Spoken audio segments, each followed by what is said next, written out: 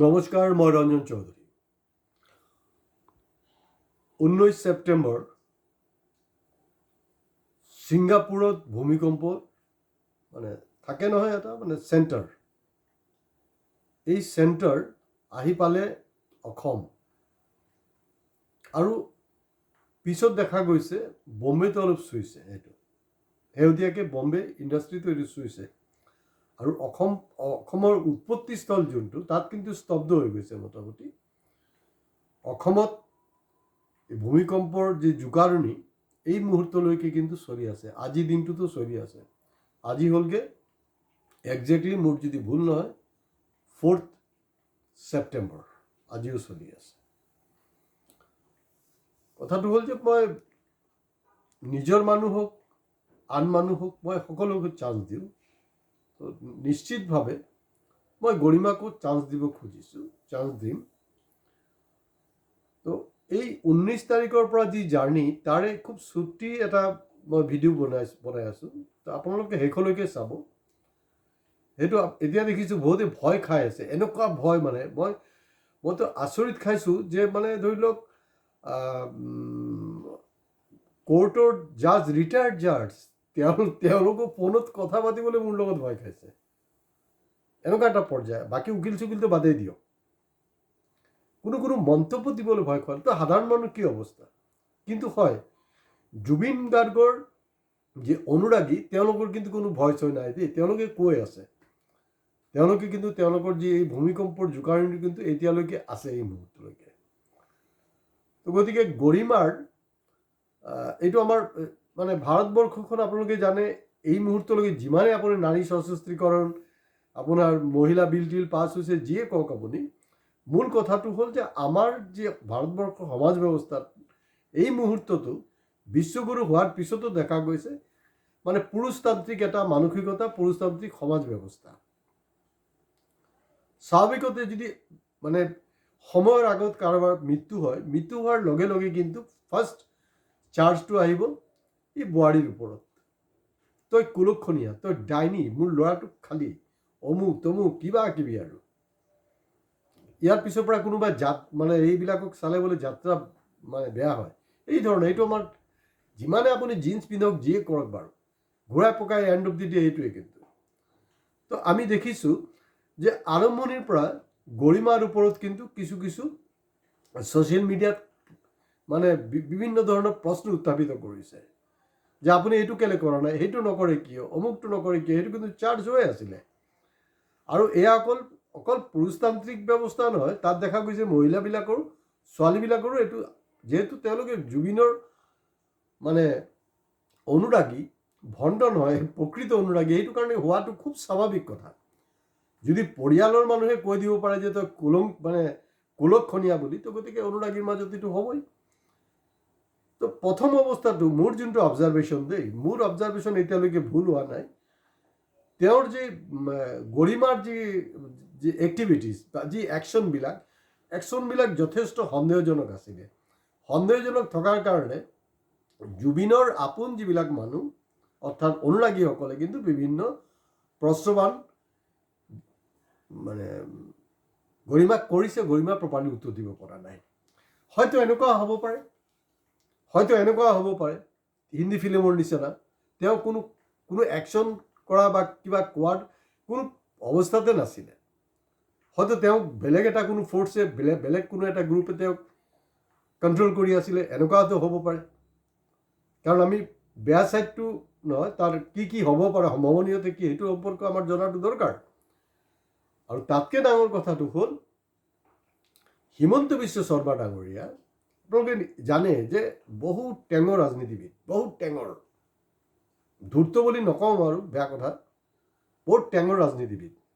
গতিকে সি ছিংগাপুৰৰ পৰা আৰম্ভ কৰি ছিংগাপুৰ টু সোনাপুৰ, এই যে গোটেই যে তেওঁৰ যে ডিলিংছটো যদি আপোনালোকে চাব, এই আৰ্টিফিচিয়েল ইণ্টেলিজেঞ্চ নহয়, এয়া তেওঁৰ আৰ্টিফিচিয়েল ইণ্টেলিজেঞ্চ নহয়, এয়া আছিলে ধুৰন্ধৰগিৰিৰ চূড়ান্ত, অৰ্থাৎ emotional intelligence, not artificial intelligence. মই কৈ আছোঁ, মই ৰঞ্জন চৌধুৰী কৈছোঁ যে এইটো হিমন্ত বিশ্ব শৰ্মা ছিংগাপুৰৰ পৰা সোনাপুৰলৈকে যি কাৰবাৰটো কৰিলে এইটো কিন্তু মানে ইম'শ্যনেল, আমাৰতো মানুহবিলাক আৱেগিক হয়, সেইটো কাৰণে হৈছে। কিন্তু এইটো কিমান দিন তেওঁ এইটো মানে তিষ্ঠি থাকিব পাৰি সেইটো হিমন্ত বিশ্ব শৰ্মাৰ অহা দিনবোৰৰ যিবিলাক তেওঁৰ পদক্ষেপ হ'ব তাৰ ওপৰত নিৰ্ভৰ কৰিব। শেষলৈ এইটো কাৰণে চাবলৈ কৈছোঁ যে সেই নেৰেটিভটো মই অলপ সময়ৰ পিছতে ক্লিয়াৰ কৰি আছোঁ। গৰিমা কেতিয়া এফআইআৰ কৰিলে? গৰিমা কিন্তু যেতিয়া দেখিছে যে ৰাইজ মানে লাখ লাখ ৰাইজ ওলাই আহিছে, তেতিয়া তেওঁ সাহস পাই গৈছে। তেওঁ যদি কাৰোবাৰ বান্ধোনত আছিলেও বা সেইটো ছিঙি তাই ওলাই আহিছে। এতিয়া ডাঙৰ প্ৰশ্নটো হ'ল যে এই সময়ছোৱাত মানে একজন বোৱাৰী হিচাপে ধৰি লওক তাত দেখা গৈছে যে ৰাজনীতিবিদবিলাকো আহিছে আৰু ৱৰ্ল্ডৰ মানে একদম টপ ইণ্ডাষ্ট্ৰিয়েলিষ্ট আদানীও আহিছে, গৌতম আদানীও আহিছে। গোটেইখিনিক তেওঁ একমডেট কৰা, ভদ্ৰভাৱে আপ্যায়ন কৰা, এইটো ধেমালি কথা নহয়, কিন্তু এইটো কম ধৈৰ্যৰ কথা নহয়। গতিকে এই গোটেই বস্তুটোক তেওঁ শেষলৈকে চলাব পাৰিবনে নাই সেইটো বহুত ডাঙৰ কথা। কাৰণ গৰিমা শেষলৈকে মানে তেওঁৰ নিজৰ যি গৰিমাটো বৰ্তাই ৰাখিব পাৰিবনে নাই, এইটো হ'লকে আটাইতকৈ ডাঙৰ প্ৰশ্ন। আৰু ৰাজনীতিবিদবিলাকেতো চাওক, এতিয়া কংগ্ৰেছ হওক বিজেপি হওক, তেওঁলোকেতো ৰাজনীতি কৰিবই। আৰু এই যে আমাৰ মূৰ্খ কংগ্ৰেছী কেইটা আছে নহয়, বহুত সৰু, ইহঁতে মোক ফ'ল' নকৰে। আকৌ কিছুমানে ভাবি থাকে মই কংগ্ৰেছৰ মানুহ। মই কংগ্ৰেছৰ মানুহ নহয়। কি বুলি ভাবিছে আপোনালোকে? 2026 যদি খুদা নাখাস্তা কংগ্ৰেছ আহি যায়, মই কি ইহঁতক খুদা এৰি দিম নেকি? জুবিনো যেনেকৈ কৈছিলে মানে মই কংগ্ৰেছ বা বিজেপি বুলি কোনো হেৰি নাই, মোৰ দৃষ্টিভংগী তেনেকুৱাই। মই চিধা কথাটো সেইটোৱে যে এতিয়া বহুত পিছ পৰি আছে। মোৰ ফাৰ্ষ্ট এপিছড 19 ছেপ্টেম্বৰৰ ঘটনা হোৱাৰ লগে লগে মই যে নিজক জুবিনৰ খুৰা বুলি কৈছিলোঁ, কেলে কৈছিলোঁ, যদি চিৰিয়েলি চাই, যদি মোৰ চেনেল ছাবস্ক্ৰাইব কৰে, তেতিয়া তাৰ কানেকশ্যনটো এইটো পাই যাব। হিমন্ত বিশ্ব কিন্তু কোৱা নাই এই ৰঞ্জন চৌধুৰী মালটো ক'ৰ পৰা টপকিলেহে হেৰি খুৰা হৈ।